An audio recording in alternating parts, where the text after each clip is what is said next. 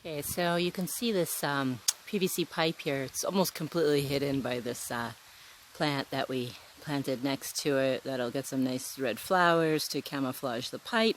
But anyway, the PVC pipe, it runs down from the roof of our shower. It collects water from the roof of the shower, and then as you can see, it comes out into our new fish ponds. Well, we already had the pond, but this is like the auxiliary pond, because the fish are getting bigger and reproducing, and the mama fish need a place to go with the babies so that the big male fish don't eat them. So Juan just dug out and created this beautiful auxiliary pond that is now being fed not only from the roof of the shower, but from a second system that I'll show you.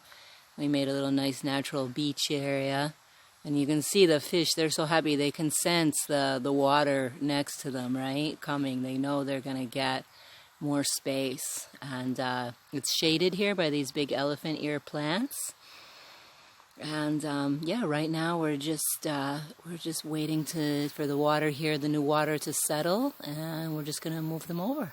Okay, so here, just beyond these plants in the ground, you can see there's a long winding trench. That was one of the first things that we did when we got here to this land, was dig out these drainage trenches to help move the water along.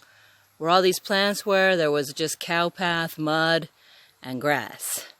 And then what I did at the end of the trench, which is very long, goes all the way up to our access road, I dug out this pond area and let all these plants grow in here. There's some, and these are all growing wild. Bird of paradise, pajatoquilla with flowers, platanillo, really beautiful wild plants growing in here. They're very attracted to this wet space, right, where the water gathers. And then all the water that runs down from the road and also from our kitchen gets filtered by all of these plants before it moves on. So this is sort of like a classic gray water system. And then it exits the trench out there. And here we have our overflow. You can see the overflow is a little bit higher than the pond because we want the water to sit in the pond for a little bit and get filtered by the roots of all of these plants, these water-loving plants. And then here in the overflow, Juan hooked up another pipe ready to receive more water. And then there's a connector.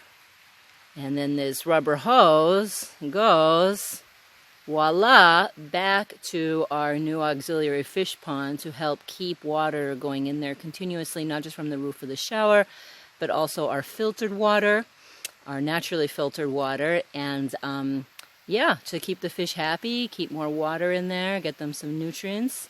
And so that's our system, our fish system now, our little homemade aquaponics.